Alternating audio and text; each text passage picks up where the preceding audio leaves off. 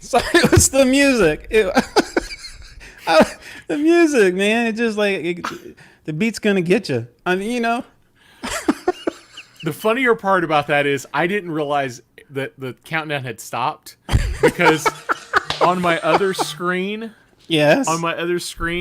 yeah, I had our YouTube channel pulled up. Yeah. And it was playing twice, but one of them was delayed about 10 seconds. Yeah, So so I next was thing hearing that one. And then all of a sudden you see me do the robot. Yeah. Man, this is gonna be a great show. It will be. Show. It is going to be a great It's show. going to be great. Yeah. What- I since we have a guru coming on who about special guest. This is the first time for us. It First is. time, yes. Let's see, this is our 41st episode this season. That's right. And what did we decide? We had 25 in the first season?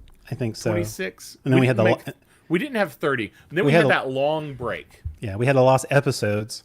We had the lost episodes, yeah. Yes. That will never be seen or Never heard. seen or heard again. But that's okay.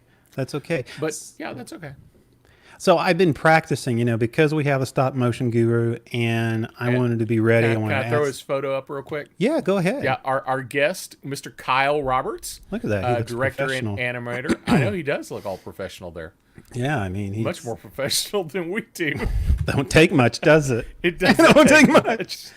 So I wanted to do this. I was going to have Kyle kind of give me some pointers, see if this is up to par. So Okay. remember, I spent a whole 5 minutes doing this, so this is a great production. So let's check this there you out. Oh, you are a pretty one. Yes, you are. May I climb you like a cat up a tree? Hubba, hubba, hubba.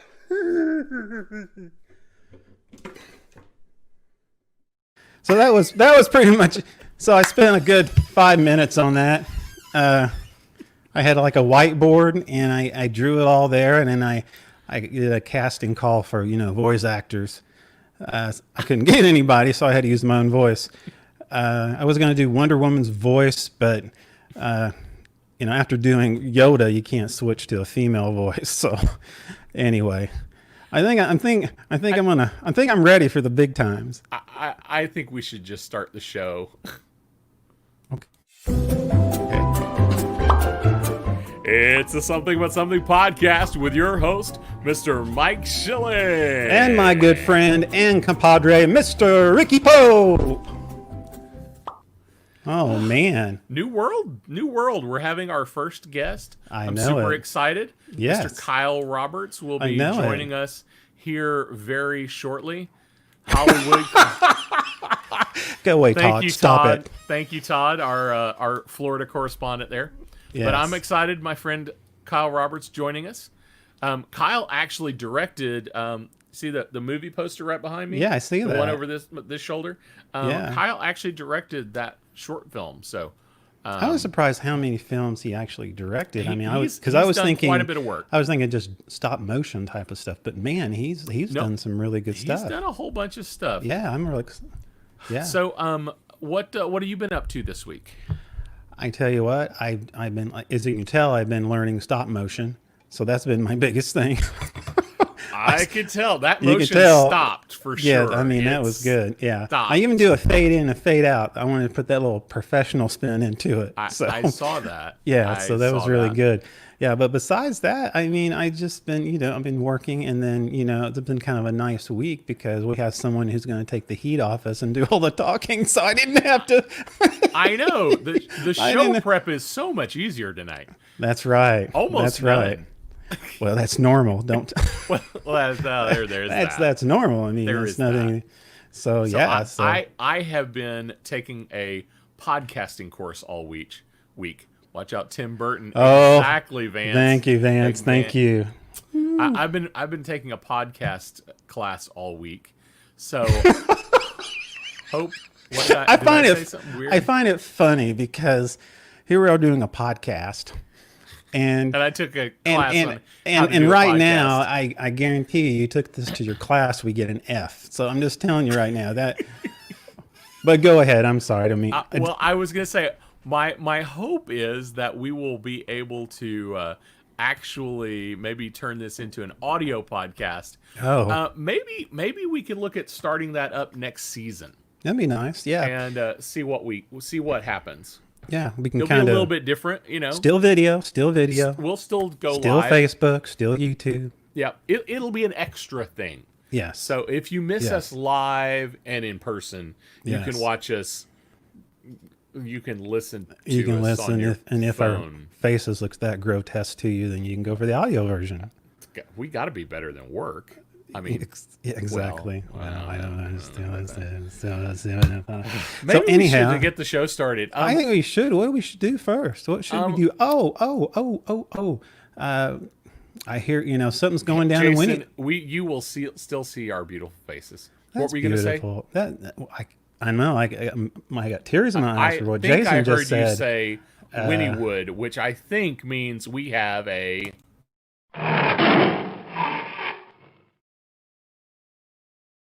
Tiger King update. That was something there. What was that? That was a. Did it not play? No, it did play. It did play. Do we have a Tiger King update? We Mike? do have an update. Okay. Yes, apparently, Carol Baskins. Of course, you heard she was awarded with the Winniewood Yes. Yeah, so property. the lawsuit was ruled in her favor, and she now owns the Winniewood Zoo, whatever GW Zoo, whatever it's called this week. Right. That thing's changed names more times than I know. More times than the Tiger Kings had husbands. So that's, But she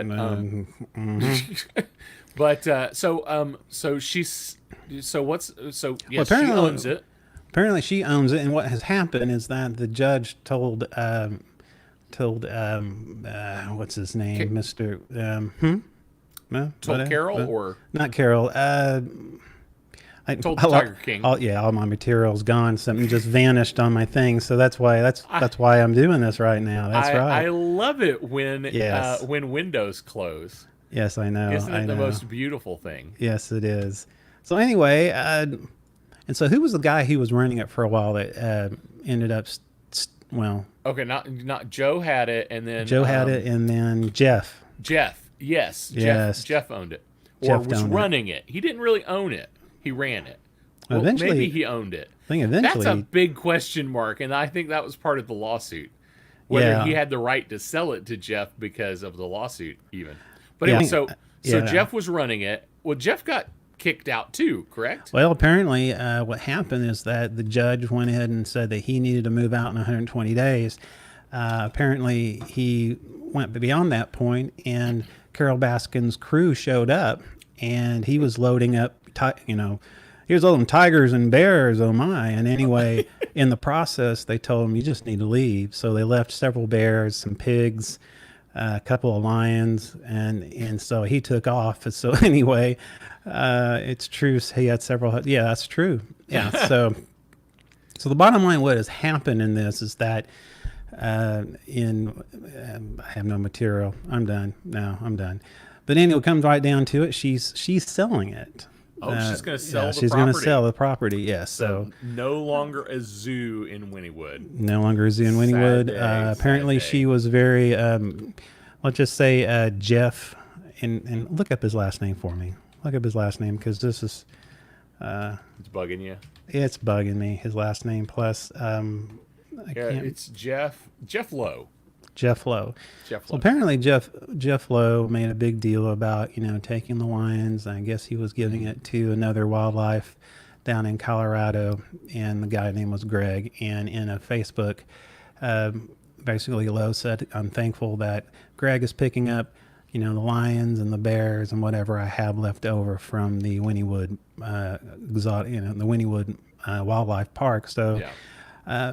But apparently Carol Baskins found out that, the situation didn't go that smooth, and a lot of the animals were roughed up on the way. Of course, this is Carol Baskin. Okay, this is Carol Baskin. And she wasn't pleased with when she went to the Winniewood and she in the compound, she started seeing some graffiti. Well, a lot of the graffiti was left by Joe Exotic. And apparently, Joe Exotic had some special words for her all over, painted all over the place. Right now he is spending time in the penitentiary. But yes, so there were some special words there. And Carol Baskins is starts with a B. I don't know the rest of that. I think legally we can say that word, but we've just kind of avoided that kind of stuff on our show. Yeah. So I can imagine what he would have to say. So is that everything on our Tiger King update? Yeah. Apparently, since I don't have the PDF, go right ahead. So that was our Tiger King update. I think somebody ate that. What happened to it? So do we have some stupid news tonight? Yes, I actually have the information. One thing I want to say is, Todd out there, Todd Bessie, who is our Florida correspondent. Yes. The nice thing about it is, in this story about, Exotic Joe, who is actually, he is a Oklahoma jewel. And, and of course, Carol Baskins, she is a Florida jewel. So there's a connection there between Florida and us. And yeah, I don't know. One of our loyal fans is from That's Florida. Right. So yes, let's go ahead and start some stupid news while we can. I'm guessing we're going to have a Florida Man update today. I never can get away from that. Anytime I put in stupid news, Florida Man comes up right away. So let's do it. It's time. It's the Stupid News with your host, Mr. Mike Schilling.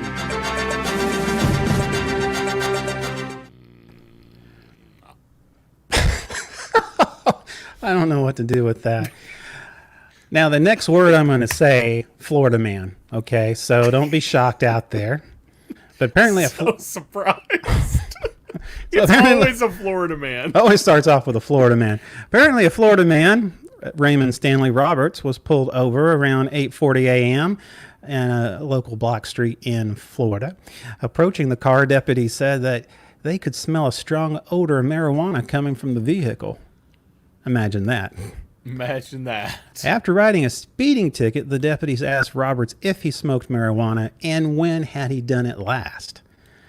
Okay. According to the reports, Robert replied that he smoked the night before and there was nothing in the car. Then he told two deputies to go ahead and search the car if you want. While searching Robert's person, deputies felt a soft object in his buttocks. A soft object in his buttocks. Roberts then said, "Let me get that," and he pulled out a clear plastic bag of marijuana weighing 4.5 grams up his butthole. But that's not all. That's not all. But wait, there's more.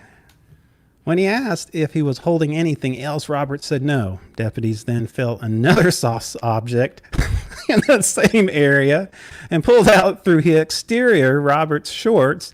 The object was a bag of 27-piece rock cocaine weighing 3.5 grams. Now, the reply was, when the bag fell to the ground, Roberts immediately said, "The white stuff is not mine, but the weed is." Because that makes sense. Perfect sense. I don't know how many times I don't know how many times I go in. I was looking for that wrench, and and there it is. But yeah. So anyway, now.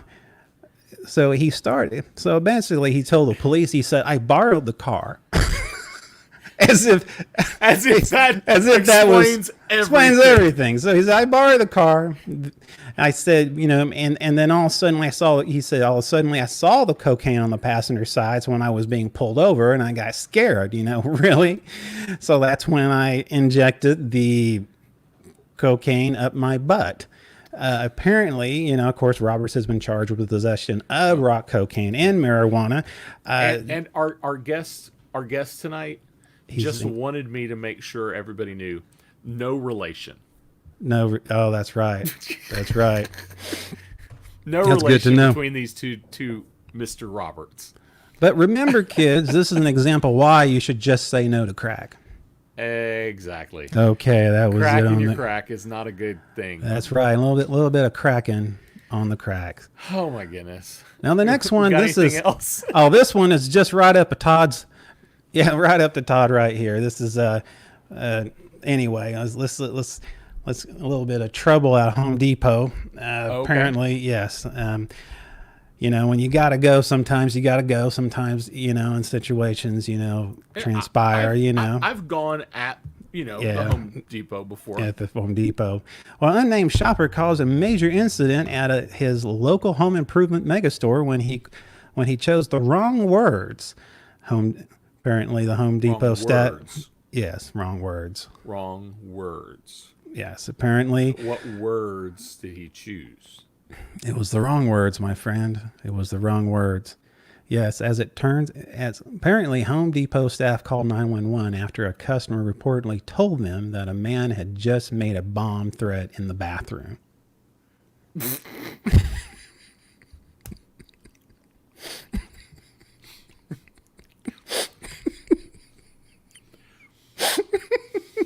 Really? Really? Really? Really? Why is this a thing? Why? I don't know. Why? Oh, that's nasty. Why is this a thing? I have no idea. So, as it turns out, the man did make something of a threat, but not that kind of threat. Usually, law enforcement will notice those kind of things, but we just had a customer in there. Apparently, the the clerk said we just had a customer here that made a bomb threat. The caller reporter told police dispatch. He said that somebody told me there's a bomb in here and you need to leave the building. And he said it 3 times. Well, the statement turned out to be rather a rough translation of was actually happened. Second witness later revealed that the man told the other bathroom goers, "You all need to get out of here because I'm fixing to blow up." Todd must have read this already. And Yeah. Jason, you're right. This does sound like a crappy situation. Oh my man, gosh. What else do that's, we have for weird and stupid news? That's it. That's for it. Now stupid we had news. some weird science, right? Yes, we do have some word. So,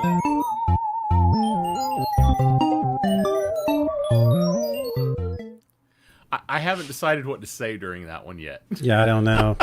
Something spacey, I guess. Something spacey.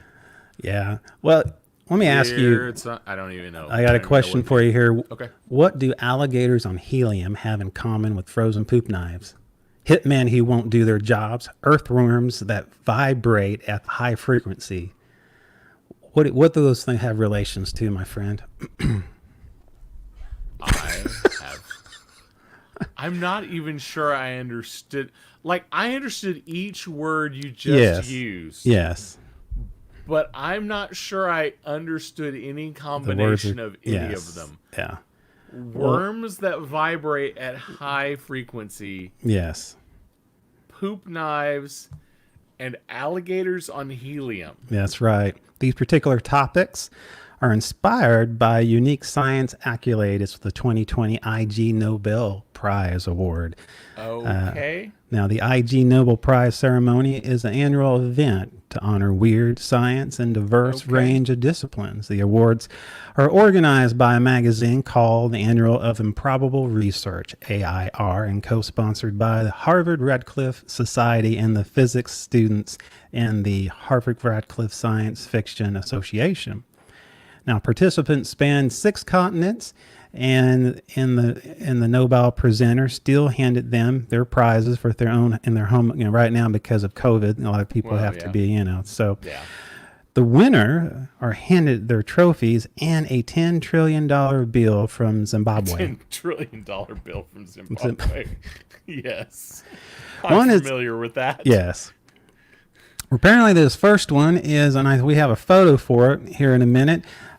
Yes, one of the big winners was a research on bellowing alligators that huffed helium for science. Scientists enclosed a female Chinese alligator in a chamber, pumped it with a mixture of helium and oxygen, and measured the acoustic changes in their bellows to see if they could detect a resonant in the alligator's voice that were similar to human speech.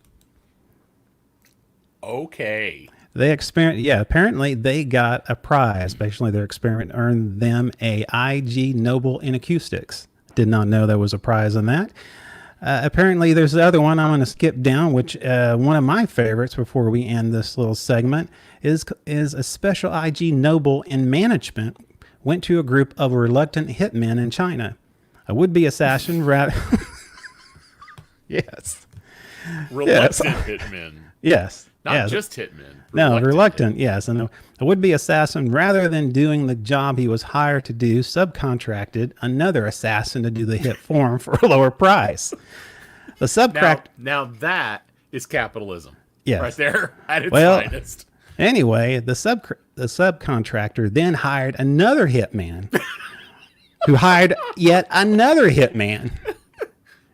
Eventually, the fee was so low that the sixth hitman in line decided to talk to the victim into faking his own death. The failed hitmen were sentenced in 2019 for international homicide, where he was unavailable to collect his prize. And that's weird science. Oh my goodness. Well, before we leave science Yeah. and technology, I do have one quick thing. So Tuesday was the Apple keynote. Did you watch the Apple keynote? No, I didn't watch the Apple keynote. Millions of people around the country. You know why I didn't watch it? Why did you not watch it? Because it's Apple. You have an iPhone. That's only because I'm it's for pretty something sure like you're that. wearing Apple earbuds right now. Can we continue? Speaking of Apple earbuds, so they make the big announcement, new iPhone 12. It looks kind of cool. It's got some really cool things going on.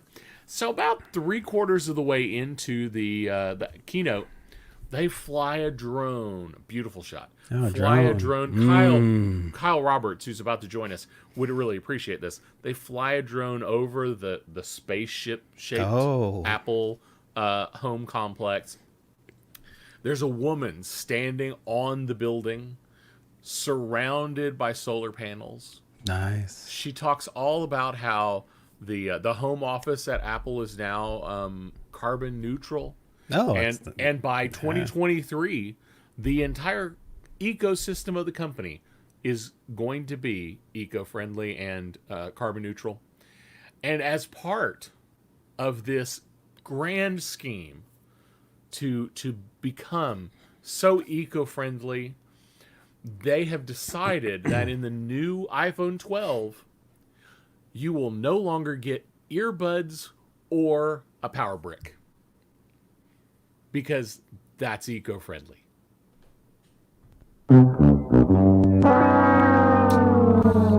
Only Apple can make not giving you earbuds and a power brick a benefit. I'm just saying, if they had taken the money that they had spent on that shot, on that segment, they could have given us all headphones and power bricks. So you're telling me they're not including what again? No power bricks and no headphones in the iPhone. What's better your damn mind? That's right. Yes, that's what exactly. I say. Yes, exactly. Anyway, so that's our weird, stupid news. Yeah.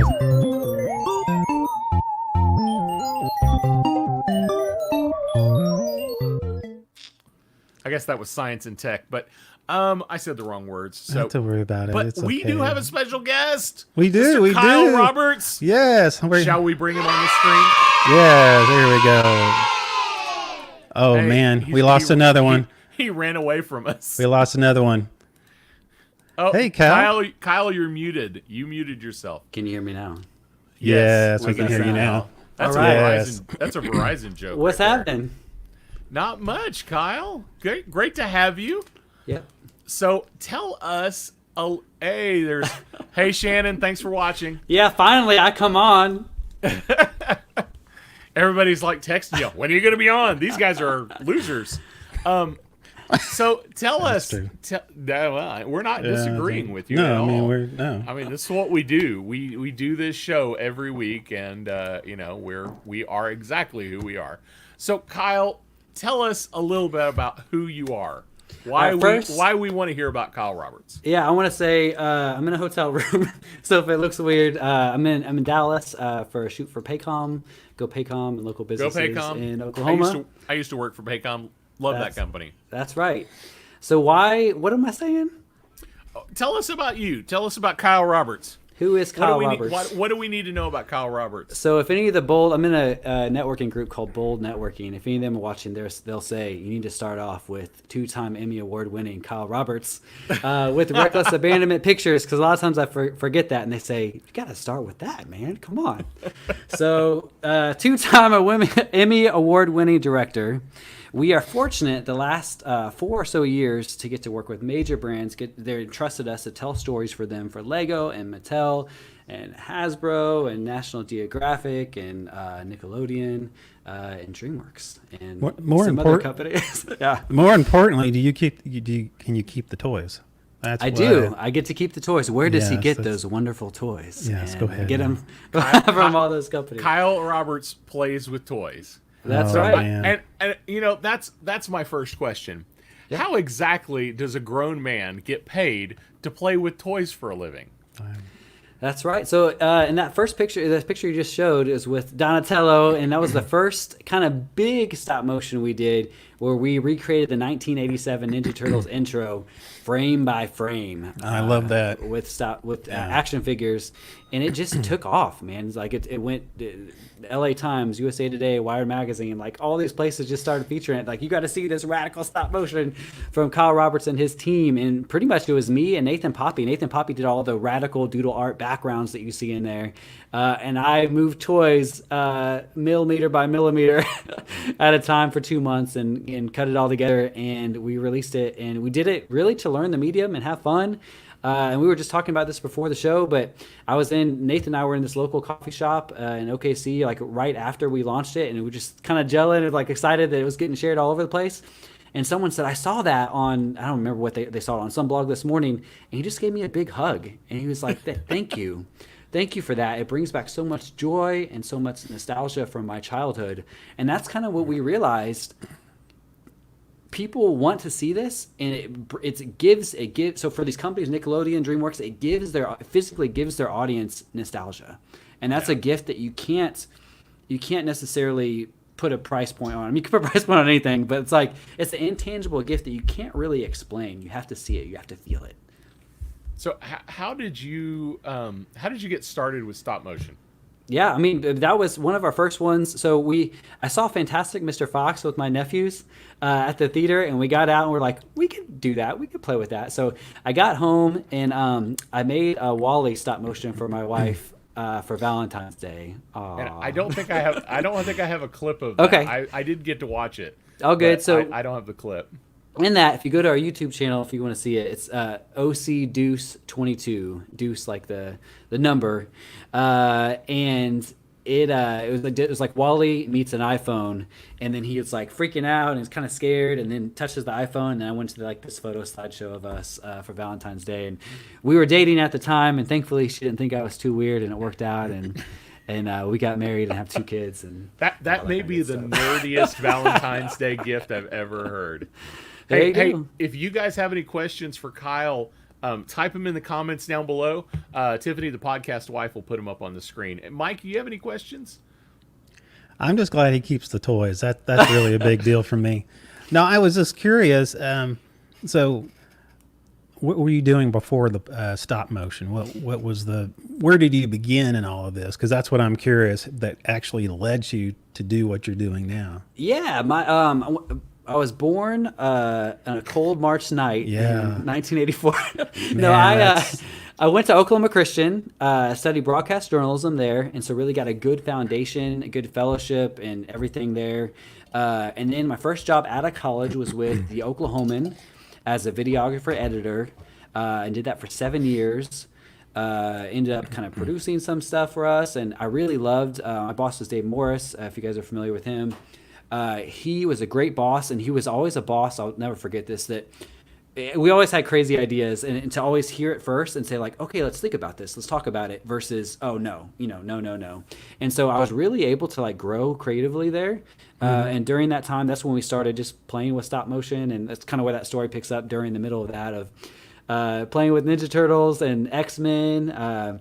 After the Ninja Turtles, yeah, you have that one. Speaking of X-Men, we've got some clips from the X-Men one. Yeah, so after the Ninja Turtles one, we're like, hey, this worked. Let's keep learning this craft, and we recreated. This is what you're seeing here: the 1990s X-Men animated show, open frame by frame with action figures. These are all X-Men Legends, I believe, toy line from Hasbro, and we just did that again for fun. And again, it got picked up all over the place, millions of views. Wait. Oh, wait a minute there. Whoa. Rewind that. Wait a minute. I want to watch that again. Yes, hold on. Wait. What is that? Whoa. Professor X? No. What?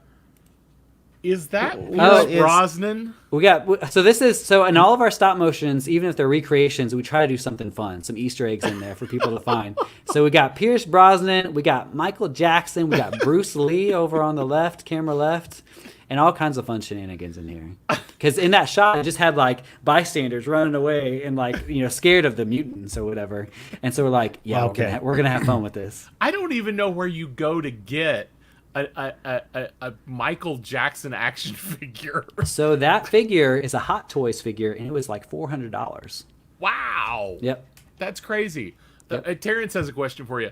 What is your next project? Ooh, we have a bunch. And we have a bunch kind of in the works. Some we absolutely cannot share. Yeah, I quite understand. Yet. But one that we announced just recently is Cobra Kai. Cobra Kai. Yes. So it's a Karate Kid. Yeah. It's a Karate Kid stop motion for Icon Heroes is the toy brand. I thought I had a it's gonna be super photo fun. of that, but I guess I don't have a photo for that.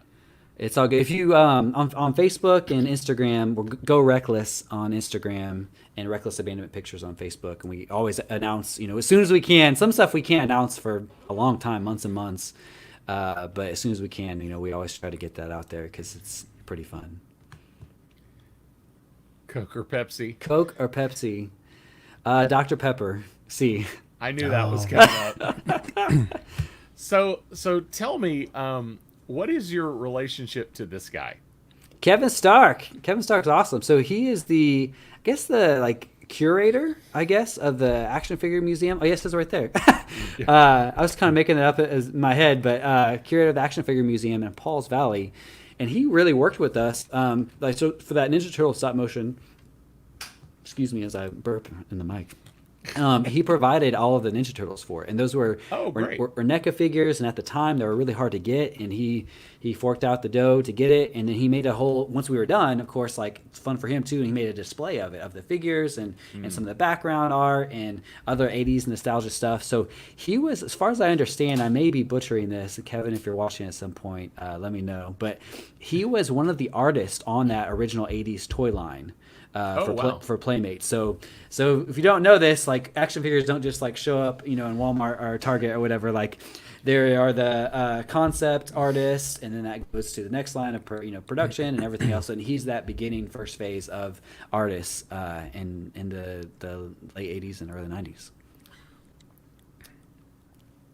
That's a great question from Jamie. Are we working on any full motion pictures? And we are. Do you want to get that now, or want to save it for later? Let's save that for just a little bit. Okay. Sorry, Jamie. We're going to get back to it. I promise. So talk to us a little bit about your stop motion process. Yeah. So that was the studio at my house. That's funny. You see the first Telly Award. We went there on the left. And that's what you have a headless figure there. That one, I believe.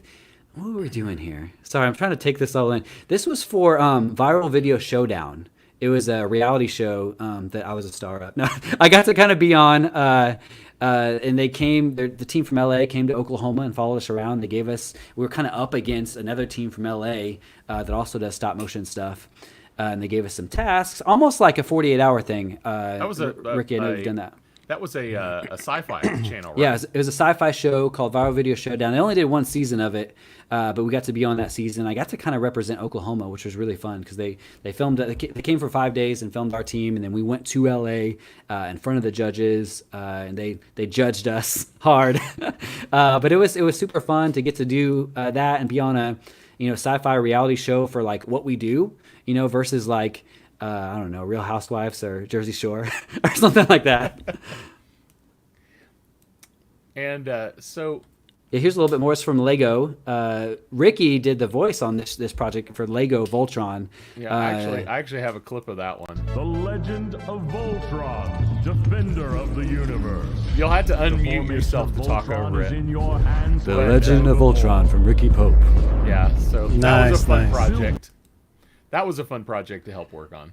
Yeah, that was awesome. And that project for Lego, that employed about 50 people here in Oklahoma City. And those type of things I'm really proud of, that we get to do that and do that all here. We didn't have to, fly out to LA or Burbank or anything. We worked with Tongle on that project, which was the agency. And they employed us. So I'm a celebrity here, guys. We got Colin Place behind me practicing some camera moves for our shoot tomorrow on this gimbal that we have. Yeah, that project was so fun, and it was one of the highest paying gigs. Honestly, I won't say a number, but that we have for a 40-second spot, which is so good. It's such a dream to work with Lego and to do a Voltron spot, Go Voltron Force. It was so much fun. From Todd. Most enjoyable. Yeah. Favorite project so far. That was fun. I mean, I'm probably gonna have to go. Probably the most meaningful is Post-Human Project, which was our first feature-length film. So I think I've got a couple clips here of that. It's buried in here somewhere. Oh, yeah, there you go. There's some. We got some from that. There's Colin actually right there catching a bullet with his hand. So this is like a kind of the movie part of our reel. It's all kinds of short films and feature films. But Post-Human was a coming-of-age superhero film we did for like $100,000, which is micro. That's we tried almost to nothing. We tried to break it down at the time. It was like I think like Amazing Spider-Man 2, which is kind of awful movie, but it came out and it's like one shot where Andrew Garfield was walking down the street was like our whole budget. so it did it for almost nothing. It connects with teenagers and families. It's family friendly. It resonates with a lot of people everywhere we went. It won Dead Center. Got to San Diego Comic-Con. I won Best Director at Orlando Film Festival. They flew us out to Japan. So one of the most like big time things I got to feel like they flew my wife Sarah and I out, and I was signing autographs for 3 days in Okinawa, Japan at this Comic-Con, which was so fun. And it was so fun to encourage other people to get out there. You can do this. You can make a crew and get out there and produce a film if you believe in it. And in the brochure of that Comic-Con, it was me, a Marvel Comics artist, and a DC Comics writer, and they didn't know who I was, but they wanted my autograph because I was on the cover of the brochure. But it was so fun. It was so much fun to get to do that. So talk to me about how does something like this? Hey, here we go. Trolls stop motion. Someone just commented about that. How does something like that come out of this? So kind of back up to we just started doing all that fan made stuff for fun and started getting a lot of recognition. And then out of nowhere, I get a call from DreamWorks. I get a call from Burbank, and I was like, what is this? And his name is Alex, and we started doing the Dino Trucks one first. It's basically he's like, we love your Ninja Turtle stop motion. We want you to do that. We want to do the exact same thing you did with the doodle art and the toys to promote our toys for the show. So Dino Trucks, if you're not familiar with it, I think they did 5 or so seasons, maybe more. It was a really big hit on Netflix. It was a DreamWorks property that was a CG, a 3D show, and they had this whole huge toy line, and they wanted us to do that same stop motion treatment we did for Ninja Turtles and X-Men with their show Dino Trucks. And I was just sitting here listening to this, and it's like, man, I'm like, who's punking me right now? Like, this is not, I'm pinching myself. Like, this is not real. And it was great. It was a great opportunity to really work with them. And they were such a dream client working with DreamWorks on that. And then whatever Colin's doing is back there. Tell Colin he doesn't have to hide. Colin, you don't have to hide. You can come say hi if you want. But we, Now he's just being weird. yeah, now it's just weird. Now you're being normal for our show. Yeah, there you go. But we did the Dino Trucks thing, and that led to Trolls after that, because I was with DreamWorks, and we got to work. It wasn't with the agency and then us. It was working directly with DreamWorks. That's a time lapse there of me. I think Desmond was helping there a little bit too on that shot with Biggie as this rocket ship go-kart takes off, and that's such a fun episode that we did. That we shot it at Route 66 Park in Oklahoma City. So that's another thing that I love is we're doing all this stuff in Oklahoma, all the background plates and everything else. And if you've been to Route 66, they have this like trail that's like of Route 66, but it's like a road and it's like this shape. So for a toy, it's like it's their world. It's like their road already. So we sent some pictures of that, and DreamWorks loved it. They loved the idea and they loved the concept. So we did this whole. It was 3 like webisodes, like 2 to 3 minute episodes, which still takes a long time in stop motion. We average about 4 or 5 seconds a day in like a 8 to 10 hour day in stop motion. So it took us 10 months to do those 3 episodes. And then we also did which I think someone commented on that. I can't see all the comments, but augmented reality or VR, virtual reality. There we go, Shannon. VR stop motion for Trolls, where you're like in a kid's room and you're looking around the room. And there's all these troll shenanigans going all over the place. So they kind of trusted us as like a creative kind of tech company to come up with the first VR stop motion for DreamWorks. Wow. And that was a big honor. Any television shows? I cannot talk about that right now. We have some talks. Oh, that sounds like a yes. That sounds like a It's not a yes. We have some talks and some major open doors and some conversations. Awesome. Yeah. Good to hear. Yeah. Well, so Mike, you got any other questions? There's a couple other things I was gonna play and bring up. No, I know a lot of people who, know Robot Chicken, okay, and that's kind of we see some of that characteristics in what you're doing, and so I think it was one of your videos they were talking about articulation with action figures, because I know some action figures have better articulation than others, and so have you ever run in the situation where you have what you have and you have to deal with it? Absolutely. I mean, that's every single action figure, right? Like some of them have like double joints in the elbows and double joints in the knees, and that's great. But that is always the challenge. It's always kind of figuring out, what you have to work with, and sometimes it's working on the camera angles and what you have to kind of, especially if you're doing a recreation, right, of someone else's work, which is even harder. So to kind of figure it out into how you resemble that action, how you resemble what's going on, but still pay homage to that original art form. And that's something we learned even with that Ninja Turtle one. Is like we have so much respect, for all these animators on these shows, of all this hard work that they put into to have this epic animated intro that we all grow up and love. What I thought was interesting in that was like I said, it was behind the scenes video that I saw on your YouTube channel, and it was fascinating to me where you talked about you had to go with a later version of the Ninja Turtles by Playmate. I mean, instead of Playmate, you had to go with the I forget NECA, NECA. So because it had the articulation in it. So wonderful. I love that. And the artwork behind it, I really love the artwork. I don't know who does that? Nathan Poppy did it for those, and he is kind of the master at this doodle art, really bright, vibrant format that. The whole goal is maybe it looks like a kid does it, but at a high end, and so it just has this bright and vibrant. And sometimes you'd use these just really bright highlighters, which you wouldn't really think to color with, but it just gives it this weird kind of vibrant look that's super fun and super radical. So a lot of what we talked about, you mentioned Robot Chicken, I want to mention that a little bit, because we get compared to them a lot as far as smoothness of animation, but obviously our stuff isn't as crude as Robot Chicken. And that's something we take a lot of pride in, is that whenever we talk to these companies, we call it radically family friendly. So it's something that kind of has a heart to it, but is still very radical and really fun. Yeah, I don't know that I would want to see the Robot Chicken version of Trolls. Right, exactly. So tell us about Ghostbusters.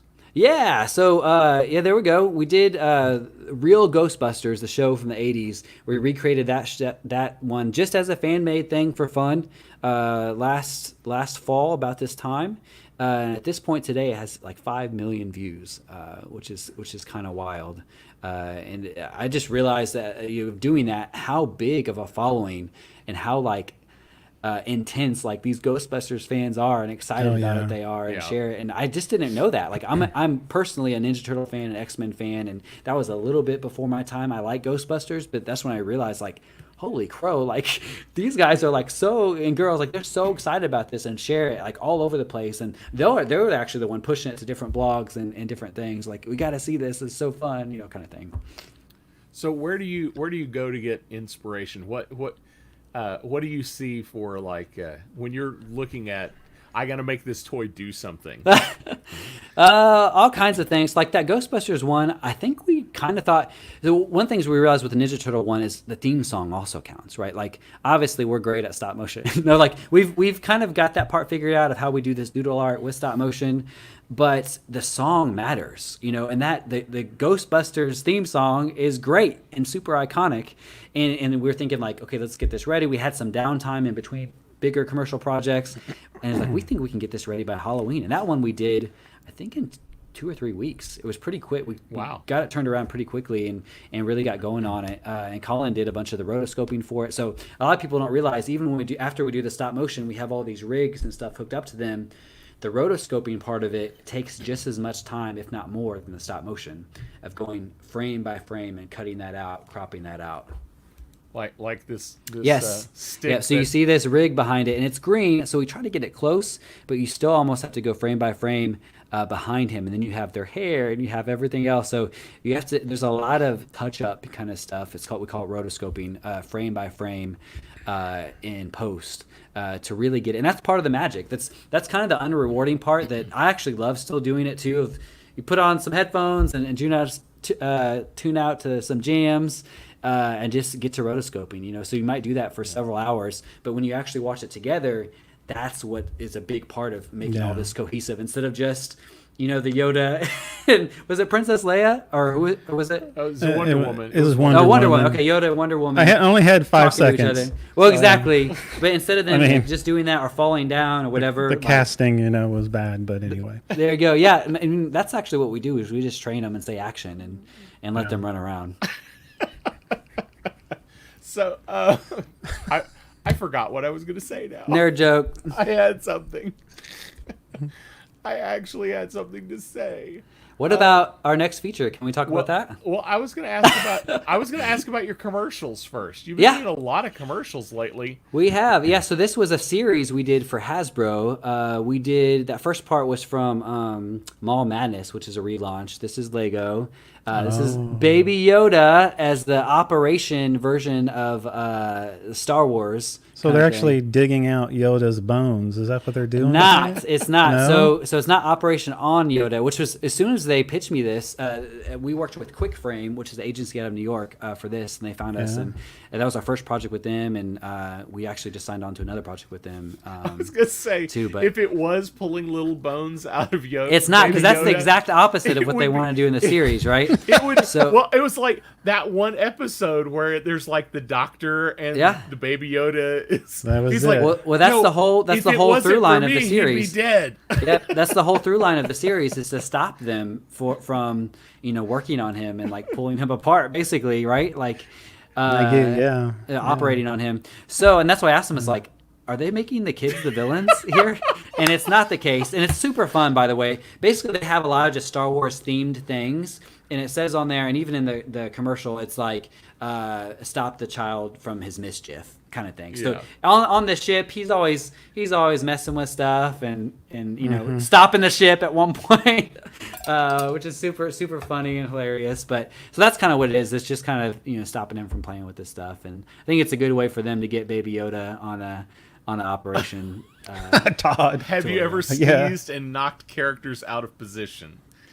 Absolutely. Yeah. There's a lot of, or sometimes it's not that, it's just you're kind of barely working on it frame by frame, because 24 frames a second, which some of them are, and you just hit it and you're like, and just have to get up, walk around, a little bit and come back to it. And so we work with onion layers. So it's like the pictures here. You were almost not family friendly there for a second. I was? No, I'm just saying at that yeah. moment in your life. It's the radical side was coming out. We'll say that.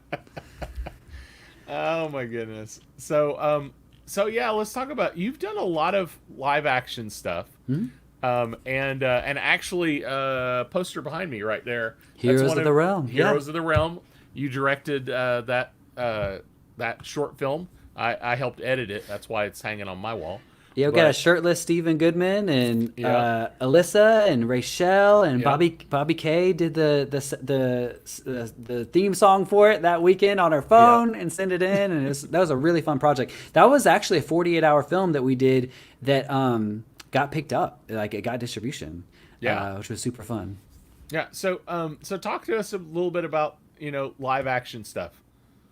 Yeah, so I mean, a lot of times when we talk to companies, everyone tries to put you in a box, right? They're like, "So you like, the stop motion team, or like, what do you do?" It's kind of like it all, Like I love to tell stories, and I look at stop motion and live action and 2D and 3D as all different mediums, right? Different ways, different tools to tell a story. So I love live action. I love stop motion. I kind of love it all. Kind of depends on who the target audience is and what story you're trying to tell. What the budget is, and when the deadline is, all these things together. They might say, "Hey, we have, a $10,000 budget. We need it in a week." I'm gonna say stop motion may not be the answer, then, but we can talk about something of, maybe doing some type of 2D, motion graphics project or something like that to still hit all the key things that you're wanting to hit. Now, you do have a upcoming live action project that you're in the works? We are in the works. So we are still fundraising. We are halfway there. And I'm just sharing all this with you. Posthuman was a $100,000 budget. This is $600,000. So we're bumping that up 6 times. It's still very independent, but we have a very passionate crew and be able to do almost all of it here in Oklahoma. It's a faith-based film. It's a faith-based coming-of-age adventure drama. So it's all of those things together. And before you go further into that, I know the coming of age thing. Yeah, you're a huge Hughes fan. I am. I'm a huge John Hughes fan. If I would say like John Hughes and J.J. Abrams are probably like my 2 biggest influences, and that's why it's kind of what you see in Posthuman is like, what if they got together and made a film on like a micro budget. It may look something like, Posthuman project kind of thing. And a lot with all of our projects, music is a very important key that in a lot of films, especially independent films, like not only the score, but licensed tracks, right? Yeah. Like Posthuman had, I think 13 licensed tracks along with the like 15 to 18 score tracks, we produced for it. And all of that comes together that has this heartbeat, for the film and what is the story you're trying to tell. Especially for this film, that's a kind of and here's the elevator pitch if you guys want it, but it's kind of inspired by the Book of Job, set in modern day high school world. So if you want to kind of put it in a box, it's maybe like this weird mix of Footloose and Stand By Me and Goonies, all kind of put together. And the reason why I say those things, it kind of becomes this like adventure drama where they go on this wilderness trek together and all these things kind of happen to them as they're trying to figure out what's going on and what happens. I don't want to ruin spoilers of the first act and kind of what happens there, but it's basically them trying to figure out what's who they are in this world and what's happening in their life right now as they're seniors in high school and going into the next stage of their life. And that's kind of what we play with and explore in Posthuman. We use superpowers as a metaphor for adolescence. So in this case, we're kind of using inspired by the Book of Job as a metaphor for adolescence, and the need is teen depression and anxiety and suicide, which unfortunately is far too common today. And we haven't got any kind of stats, probably a year or so of the last 7 months of what's happening in our world. But I could only imagine those stats are astronomically bigger than the stats we had from about a year ago. Mm-hmm. And what's your hopeful production time on that? Yeah, we are gearing up right now to start principal photography in May 2021. Oh, great. So that's the goal. So what's your next stop motion project?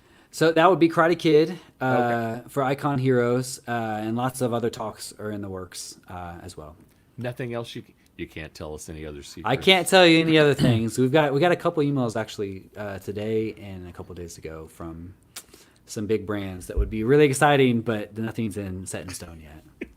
Mike, you have any more questions? Yeah. What kind of a crew? I mean, you know, I saw some of the behind the scenes, and how many people are usually in a stop motion production? Yeah, so this part is the stop motion part of Trolls. That shot you saw of Desmond, he's one of our animators. Sophia is another one of our animators. And Trolls, I think it employed like 72 people over 10 months in Oklahoma City, which was great. A lot of it was for our live action stuff of really pulling off the plates at a high level. And then we had 4 animators working sometimes simultaneously in our studio. We had 2 different setups, and some would work mornings and some would work nights, and everything we could to get it done. There's dancing baby Groot right there. I love that one. And that's one James Gunn, director of Guardians of the Galaxy, the day we posted it. I don't know if he has Google alerts or what, but he commented on it and he shared it. Wow. Which was super high praise from Mr. Gunn. Yeah, exactly. How does I'm curious, like some of the projects you've done, like, you know, Ghostbusters, and now some of those have been like private projects or related to actually clients. Yep. Or now, tell me more about the Ghostbuster. Was that a client related, or So that was just us. So we Okay. call that just like a stop motion tribute, you know, for them. So whenever we do that, we always try to do everything from scratch, you know, besides the toys themselves. Yeah. So we did all the doodle art for the background. Nathan Poppy helped come back on that, and I actually colored all of that one, and I'd never done that before, so I'm just patting myself on the back of that. But it was fun to kind of explore that side of it for that one. We also had Sugar Free All Stars and Sean C. Johnson, who's an amazing vocalist, come in.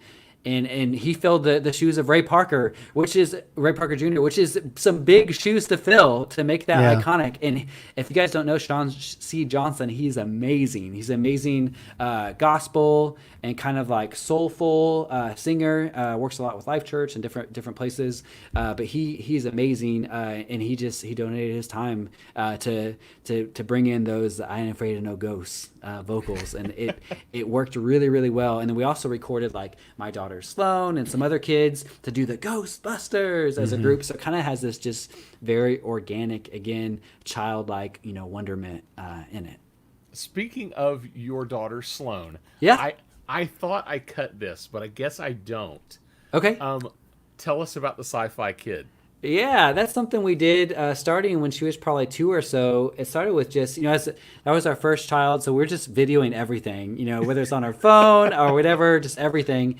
And it started with, I think the first one we did, she picked up this leaf and was just looking at it, and it kind of did this with her arm.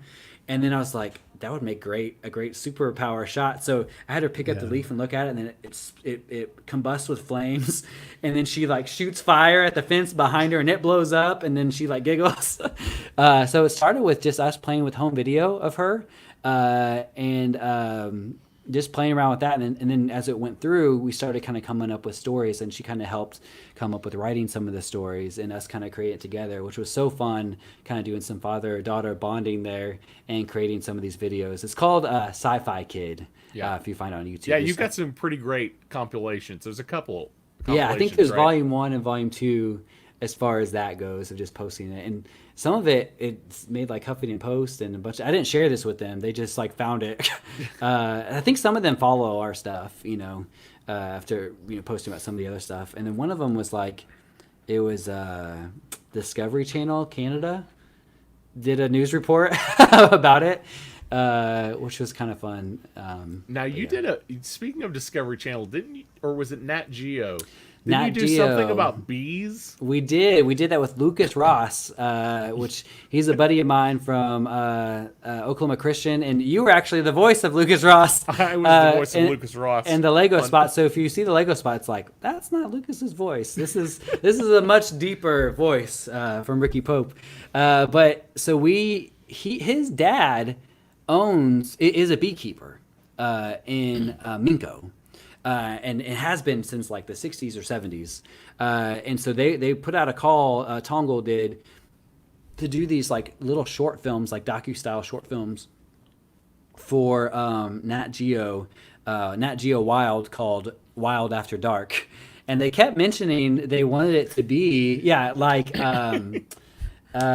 cartoon, like Adult Swim, and was like, I don't think you want it to be quite like Adult Swim, because Adult Swim is out there. Like That sounds hideous. Yeah, and so we just talked about Yes. the last Adult Swim thing. I remember seeing, we're at Comic-Con, and we don't have cable anymore. It was on. It's like they were like butt chugging drinks, and was like, what has Adult Swim? Like, Yes, Cinemax for cartoons. Yes. Don't Yeah, say butt Yes. chugging Yeah. while I'm taking a drink of water. No, there you go. Oh, And it was a live action show, and it's like, what the heck is happening right now? So anyway, Yeah. I'm like, I don't think that's what y'all want, right? Like, so we took kind of the Oklahoma approach to it, of kind of more family friendly, but still fun and funny. But we're basically where Lucas was the son of a beekeeper, is what the episode was called, and which his dad literally is. But and he's the actor, of course, so he kind of plays this persona of gonna take over his father's business, but he's kind of like this bumbling, buffoon and kind of an idiot.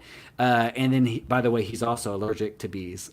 So like, we kind of did this 5-minute short film, and they had hired out a bunch of other people to do it all over the world. And Nat Geo told us that ours was their favorite, which was super fun. It was supposed to be this big series of all of them, and I don't know if they didn't like some of the other ones, whatever. It ended up just being like a 2 or 3 hour special or whatever one night on Nat Geo Wild. But ours was in the cut, and so was a super fun and great client to work for again. Anything else, Mike? No, I'm just actually more an audience here today. It seems like it's amazing the work you do, and like I thank said, you. there's a lot of nostalgia to it. Voltron, Ninja Turtles, the whole thing. And do you have any that you've planned? As busy as you are, do you have any personal projects? That you're looking at wanting to do? Yeah, What Rhymes with Reason is the biggest personal project we have. That's the faith-based feature. Yeah. It's something I've wanted to do personally since I was 18 years old. And we actually did Post-Human Project first to then do this film. And it's something I'm really passionate about and feel like God has kind of given me this calling to speak to teenagers and this teen audience and families. And it's a huge task, because when you ask a teenager in general, it's like, hey man, you want to go see this faith-based film? They're like, nah, like I don't want to do that. And we've known that, and that's when we've been crafting this script for 3.5 years now, and it's something we're so on fire and excited about, and can't wait to be there on set and to get it out to the world. Well, thank you for showing that nerds grow up to be cool. Yeah, hey, and that grown men can still play with toys. Absolutely. Nothing There's wrong Amy, with that. Amy Winslow's my sister. What's up, sis? So I have one last question. So Yes. I hear RA Pictures went to space once. That's true. There it is. So yeah, we took a weather balloon. Anyone can do this. You can buy a kit and fill it with helium, and you want a GPS on it so you could track it. But we basically sent that toy TV, I guess it's essentially what the edge of Earth and space kind of thing. Like, it's as high as it will physically go until it runs out of air, I guess, and pops. So you have no Kind of issues thing. with NORAD or anything like that? I was Yeah. gonna say, mission we don't control. Have to, So- to check with air traffic control. To Yeah, make we have sure. a funny story about that. I'm pretty sure Brother Government still follow me to this day. But the first time we did it, it landed, I'm not going to say the name, a military base. Oh, And in an artillery zone. Oh, that's not good. So they were so mad at us. And they basically Wow. they physically had to go out and get it, because it had footage, kind of coming down, which no one, I guess, can see or do. And so I'm guessing you didn't get that back. I did get it back. They were nice enough to give it back, because they gave back the rig, but they had to delete the footage. And so I just asked, I was a little bit upset, and it was funny because I was tracking them as they were getting it, because the GPS unit was still on it. So I was like, I'm tracking the government. No. I was kind of tracking them as they're getting it. And then they called me back, and they're like, I'm sorry, we will give you this back if you want to come down, up, down, wherever it was. I'm not going to say which base it is, but if you want to come get it. And so I did. And I just said, man, I got to ask you, was it awesome? And they're like, yeah, it was really awesome. I was like, dang it! Seeing that footage. So then we did it again. We launched it from Lake Arcadia this time. and it ended up in Chakotah. So we were just joking. We're like, we're probably in Carrie Underwood's parents' farm or something. I was gonna say, how far away? It went 2.5 hours of driving away. Wow. So you can't just decide to do this on an afternoon. Right. Yeah, it takes a while. I think it was in the 2.5 hours of driving, it was up and down for a while. I think it was 3 or so hours total. So it was rolling for that whole time. And you have to encase it because it gets really cold, really high up there. And we did all these, they have tutorials of like how to do that and how to do it, safe enough kind of thing. And again, you don't want to be anywhere near any kind of airspace or anything like that. That's why we launched it from Arcadia. It's kind of in a weird space out there that I didn't know it was going to go that far. And all of that depends. And there's different books. We have a booklet that talks about that. It depends on the pressure or the airstream here, but then also whatever the jet stream is a whole different. And I didn't know anything about that, but it was kind of fun learning that and learning what that means. That it could be 5 miles per hour, down here on Earth on the ground, but the jet stream might be 60, and it might be reversed. It might be 20 here, and the jet stream might be 5 or whatever. So all of that is a big difference and plays a lot of factor in how far it travels. And you got lucky enough to find it. Yep, but I guess it always travels east. That's what I read. So if you launch it like on the coast, like in California, it's not going to go into. It's never ever going to go. I guess that's because of the jet stream. Yeah. Sounds and right. so it always is going to. No matter how windy it is here, even if it's to the west, it's always going to end up east. So that's why a lot of people will launch it kind of on the coast, knowing that it won't go into the ocean and get lost. Well, that's cool. Nerd stuff. Absolutely. Nerds are welcomed. Yes. Kyle, anything else you want to share with us? Anything? What did we forget to ask you? What's your favorite color? I think that's what we forgot to ask him. Favorite colors. I don't know. I'm kind of digging this blue right here. Well, it's a nice my, blue. My watch, and I like it's kind that. of a Oklahoma flag blue. Yes. Somewhat thunder Yes. blue, somewhat post-human blue. I do have a serious question. Are you thinking about doing a stop motion for like Joe Exotic or something like that? I thought you were going to say a feature. No, I Most mean, people like ask us that. When's the stop motion features in 10 years? I'm Okay? talking about like something with Joe Exotic, Carol Baskin. That'd be great. Redo the entire documentary in stop motion. I am not going to bash that show, but that's actually Kingdom Media Club is something we could talk about real quick if we can. Okay. Yeah. We started a nonprofit called Kingdom Media Club, and it's the first nonprofit in Oklahoma that's main focus is film and television and to be a fiscal sponsorship. So our first project is What Rhymes with Reason, but we also eventually are going to be writing grants to other film and television that are family friendly or faith based. Nice. So it's promoting more family friendly and faith based films to be made here in Oklahoma. And the reason why we're so passionate about that, again, I'm not bashing Tiger King, but if you go on to Netflix, the top 10 shows have that top 10 bar. I would say most of the time, 9, if not 10 of the 10 are not family friendly. And so we are, we believe we are what we consume. We are what we eat, right? And as we're consuming, as a nation, as a world, billions of hours a day of content on all kinds of SVOD, subscription video on demand platforms, that's a big deal. And we say, like, if a picture is worth 1,000 words, how much is a film worth? How much is a show worth? As we're talking about this, every frame counts, 24 frames a second. Really thinking about that and thinking about what we're kind of putting into our souls and putting into our bodies kind of thing. No, I really need an honest opinion on this because... Sure. Wait, before he does this... Go ahead. Mike has been working on his Photoshop capabilities. There you go. Or are you going to show him your short film? Well, I was just going to say I wanted his personal opinion because I kind of thought I want to get into this. So I thought, let's take a look. Oh, you are a pretty one. Yes, you are. May I climb you like a cat up a tree? Hubba, hubba, hubba.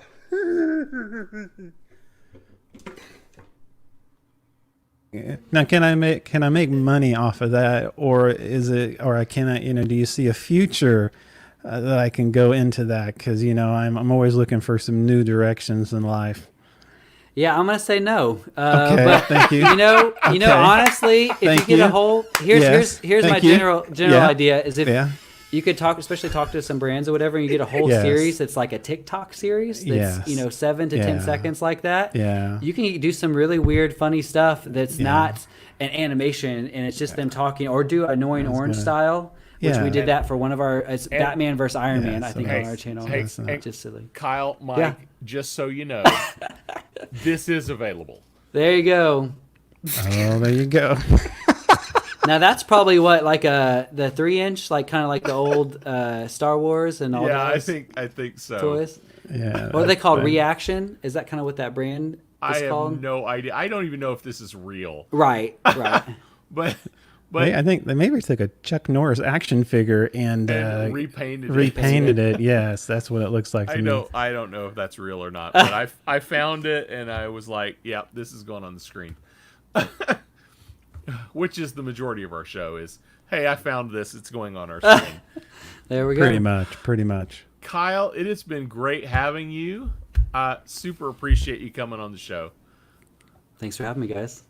Great. Thank you for coming on, taking the time with us. And absolutely. yeah, it's been really fun. Thank you for sharing. Thank always you guys welcome. for watching. Yeah. If this is your first time for watching the show, we are the Something About Something podcast, and you can check us out at SAS Nerd on Facebook, and then we are also on YouTube as well. We're on the YouTubes. We're tubers. Yes, we have the YouTubes. YouTubes. The tubes. Yes, the YouTubes. But Yes. we're live here every week on Wednesday nights. Yes. This is our first guest. Yes. So if you're a regular, especially if you're a regular, hey, thanks, Terrence. Appreciate it. Terrence is one of our regulars. If you're a regular and you liked the idea of the guest, you liked our guest, not just that you liked Kyle, but you enjoyed having a Just Yeah, have guest. Kyle come back every week. Come on. Exactly. We'll just add Kyle as the third host. But if you like having the guest, let us know about it. Kyle's been our first guest. Probably going to be our last guest for this season, because we're only going to have a couple more shows this season Yeah, it before we seems start like, yeah. season 3. And so maybe we will start doing more guests when we hit season 3. So let us know. Kyle, super appreciate you being here. Yeah. Hey, maybe in March we'll have someone call in in the middle of the show while we're shooting and just say, "Hey, this is what's going on in the background," real That fast. would be or something. cool. That would be Yeah, cool. that'd be Hey, nice. we can bring people on a cell phone. So Yeah. that is an option in the product that we use for our show. But hey guys, appreciate it. Anything else, Mike? That's it, man. We had a good night. Thank you for joining us. Remember, we're going to be back next week, Wednesday night, 8 p.m. Eastern, 7 p.m. Central. And wherever Lom Yes, lives. and wherever Lon It's like lives. 1 in yes, AM out in where he AM. is. Is it next week or the week after that we're going to have our Halloween special? Basically our classic. I don't have my calendar up. yes. Halloween. It's the not, 30th. Not the 21st. Not next week. It's the That's next right. week. And the week will be after our that, Halloween so we're- spectacular. Spectacular, yes. Spectacular. I don't know how Oh, spectacular yes. it'll be. Come It on, might- man. It's just- I hope it's going to be spectacular. yeah, I hope mean, it'll only be. I have to this is the talk first to you time like people. this. Yeah, the first time people showed up because we have a guest. Has nothing to do with us. It's like I had one comment that says, "Can you take the 2 boxes away?" And I'm thinking, which ones? And it was, and They I just don't want wanted to. to I don't. watch Kyle. I didn't. Yeah, exactly. So I'm a little offended. So that's why I was quiet for most of the show because it was like, okay, Kyle, I'll get there's through your it. moment in the sun. There you go. Yes. No, it's been awesome, and thank you for joining us. You have And- been a great guest, a great first guest. You are the best guest we've ever had. That's hey, right. there you go. Yes. I'll take it. Yeah. All right, let's do this thing. All right, man. This has been the Something About Something podcast with your host, Mr. Mike Shilley. And my good friend and my compadre, Mr. Ricky Pope. Yeah. That was good. That was good. Yeah. It was nice good. not having to do all that extra work. I like All I that like show just prep. sitting here and listening. Yes, Man, that's all. Just ask Kyle questions to let him talk. That's what we. Should That's do what we that should every do week. every week. I like No to matter talk. what. That's fine. That's yeah. So, yeah.